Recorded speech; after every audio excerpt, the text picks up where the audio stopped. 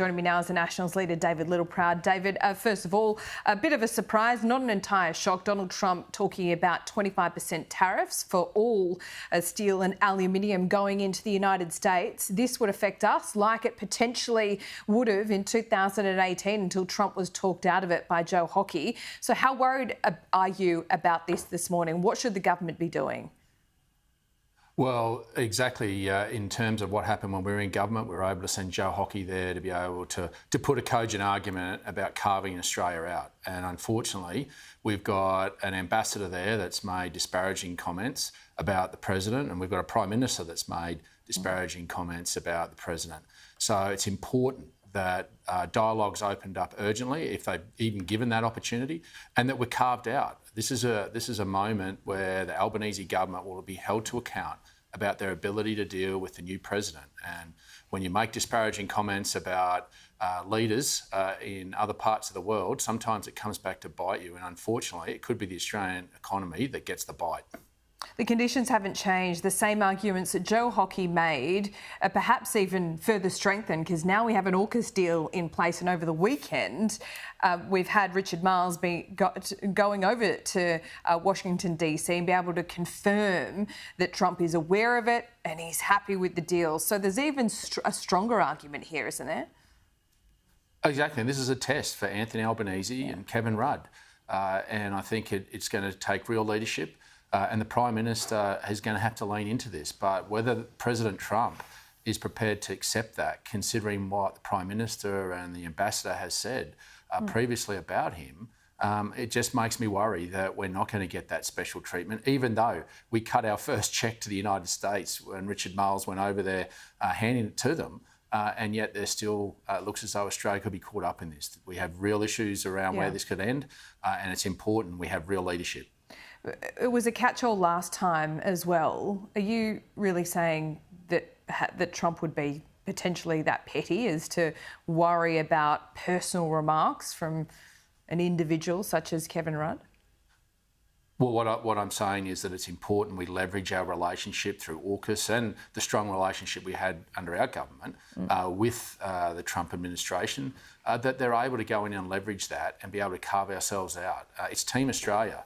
But this is where you need to make sure that we are leaning in and leveraging, and not just AUKUS, but the strong stance that we've taken with the United States over decades. They are one of our closest allies and will always be one of our closest allies. And there is a cogent argument to be expressed about us being carved out of it. So we should have everybody shoulder to the wheel, but we shouldn't be too big enough to say that if we've got the wrong person trying to make that case, that we send somebody else. This is a pretty black and white test from what I think you're saying here for Kevin Rudd. If he can't secure this exemption, can he stay as ambassador? Well, I mean, this is, we need to understand, obviously we wish Kevin every success. This is important to the Australian economy. So we've got to be upfront and honest with ourselves, but if someone else should be undertaking those negotiations, those discussions, then they should. And the government should be prepared to do that. This shouldn't be about ego, this should be about the Australian people. If it can't come down to a tariff exemption, would you back the government in perhaps retaliating with tariffs of our own? No, look, I think tariff wars don't help anybody.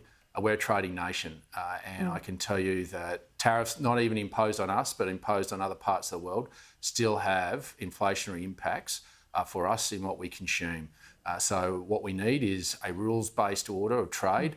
It's served Australia well and will continue to serve Australia well, and it's important that we encourage and use our place in the world to encourage all countries to adhere by that, because a tariff war will not benefit anybody, and Australia will not be immune from that.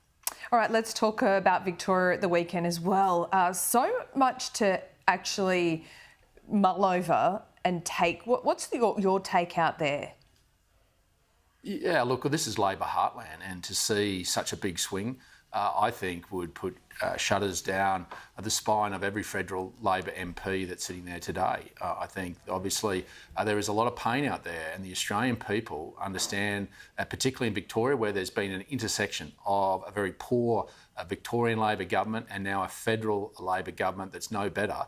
They are feeling that, and they want change, and they want the fundamentals fixed to help their cost of living. And so the democratic process is one that they're going to exercise, and they're going to exercise widely. And that's what's happened in Labor heartland, that they're prepared to come out and say, this country is going in the wrong direction.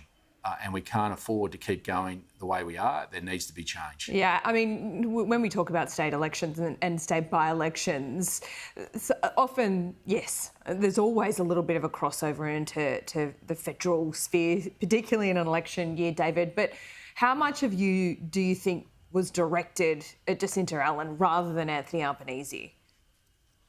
I think it's brand Labor, and I think it's where that intersection of the Allan government and the Albanese government is being felt in what's being bled out of their wallets every day about the fact that they don't feel safe on the streets, and they see the streets of Melbourne burning because the Jewish faith feel frightened and are being persecuted.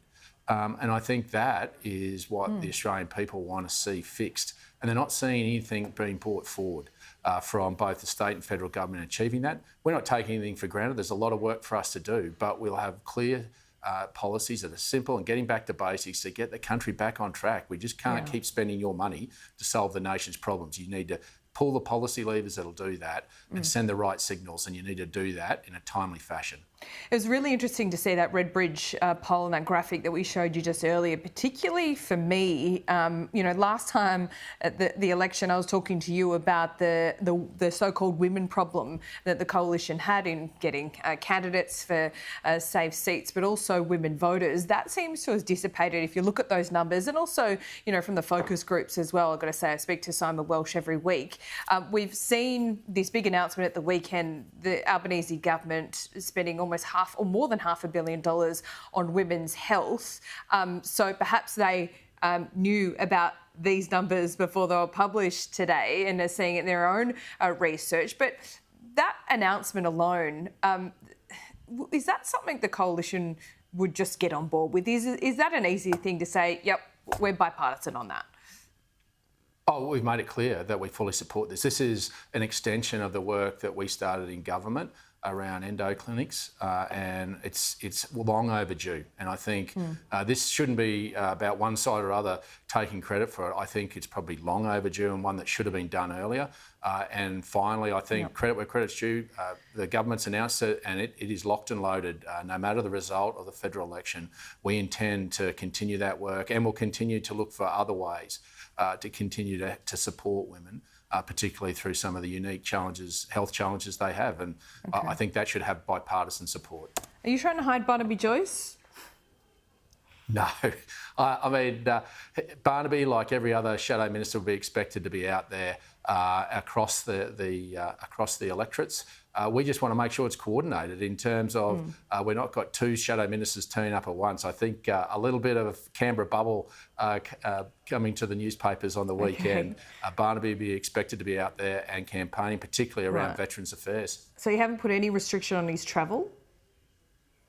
No, there's no restriction. The only restrictions are what from the Australian Parliament, that you must travel for your own portfolio. You can't go and travel and campaign for anything outside your portfolio. But Barnaby will be out there prosecuting, as I'd expect every other shadow minister, no matter their party, to be out there prosecuting and campaigning effectively. It's just about making sure that we don't have crossovers and we don't have two or three shadow ministers turning up at once, and we don't overburden candidates rather than being out shaking hands and meeting people. Has that been happening? And have you expressed that to Barnaby? Because he seems a little cranky this morning, David.